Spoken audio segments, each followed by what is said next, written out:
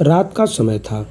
शहर के जाने माने डॉक्टर चड्ढा अपने गोल्फ खेलने की तैयारी कर रहे थे।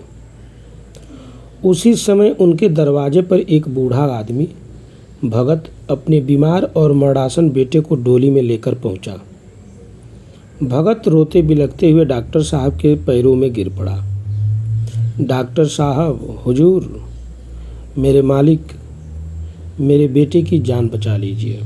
यह मेरा इकलौता सहारा है, भगत ने गिड़गिड़ाते हुए कहा। डॉक्टर चड्ढा ने अपनी घड़ी देखी। उनके गोल्फ खेलने का समय हो चुका था। उन्होंने बिना किसी दया के कहा, मैं इस वक्त मरीज नहीं देखता, कल सुबह आना।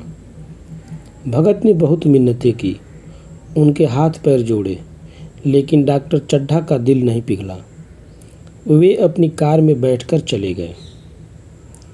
इलाज न मिलने के कारण उस रात भगत का इकलौता बेटा मर गया। भगत का संसार उजड़ गया, पर उसने इस अन्याय को अपनी किस्मत मान लिया, क्योंकि डॉक्टर चड्ढा की ये आदत थी कि जब वो गोल्फ खेलने का समय पर घर से निकलते थे, उस वक्त कितना भी सीरियस मरीज आ जाए उसको वो नहीं देखते थे, इंसानियत को भूल जाते थे। बरसों बीत गए। डॉक्टर चड्ढा का बेटा कैलाश अब बड़ा हो गया था। वह पढ़ाई में होशियार था और उसे अलग अलग तरह के जहरीले सांप पालने और उनसे खेलने का शौक था। कैलाश के जन्मदिन की रात उसके घर पर एक बड़ी पार्टी रखी गई थी। कई मेहमान आए हुए थे। कैलाश अपने दोस्तों को अपने पाले हुए सांपों के करतब दिखा रहा था। दोस्तों के कहने पर उसने एक बेहद जहरीले काले नाग को कांच के बक्से से बाहर निकाला और उसकी गर्दन दबाकर उसका जहर दिखाने लगा। नाग को गुस्सा आ गया। जैसे ही कैलाश की पकड़ थोड़ी ढीली हुई, नाग ने उसकी उंगली पर जोर से डस लिया। क्षण भर में हड़कंप मच गया। कैलाश जमीन पर गिर पड़ा और उसका शरीर जहरीले असर के कारण नीला पड़ने लगा। शहर के नामी डॉक्टरों को बुलाया गया।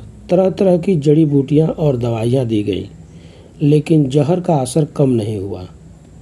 सभी डॉक्टरों ने जवाब दे दिया। डॉक्टर चड्ढा अपने इकलौते बेटे की यह हालत देखकर फूट फूट कर रोने लगे। आज डॉक्टर चड्ढा को समझ में आ रहा था कि बेटा खोने का दर्द क्या होता है, क्योंकि लगभग अपना बेटा यह खो चुके थे। यह खबर हवा की तरह फैलते हुए पास के गांव में रहने वाले उसी बूढ़े भगत तक पहुंची। खबर सुनते ही भगत के मन में पुराने जख्म हरे हो गए। एक पल के लिए उसके मन में विचार आया, अच्छा हुआ उस घमंडी डॉक्टर को भी पता चले कि बेटा खोने का दर्द क्या होता है। लेकिन भगत का निश्चल और सीधा मन बदला लेने की भावना से परे था। उसका अंतर्मन उसे किसी मरते हुए इंसान की मदद करने से रोक नहीं पाया। वह अपनी झाड़ फूक की सामग्री और मंत्रों की विद्या लेकर आधी रात को ही डॉक्टर चड्ढा के बंगले की ओर नंगे पैर दौड़ पड़ा। बंगले पर पहुंचकर भगत ने देखा कि सब लोग निराशा में डूबे हुए थे। भगत ने बिना किसी से कुछ कहे कैलाश के पास बैठकर मंत्र पढ़ना शुरू किया। वह लगातार पानी छिड़कता गया और नागदंश का मंत्र पढ़ता रहा। पूरी रात भगत बिना रुके बिना थके साधना करता रहा। सुबह की पहली किरण के साथ ही कैलाश की आंखों में चेतना वापस आ गई। उसका शरीर फिर से सामान्य होने लगा। उसने अपनी आंखें खोली और अपनी माँ को पुकारा। कैलाश को जीवित देखकर पूरा घर खुशी से झूम उठा। डॉक्टर चड्ढा आंखों में आंसू लिए उस बूढ़े का धन्यवाद करने के लिए पलटे, लेकिन भगत चुपचाप अपनी लाठी उठाकर अंधेरे में गायब हो चुका था।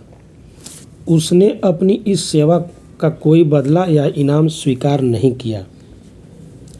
डॉक्टर चड्ढा को अब अपनी पुरानी भूल का एहसास हो चुका था।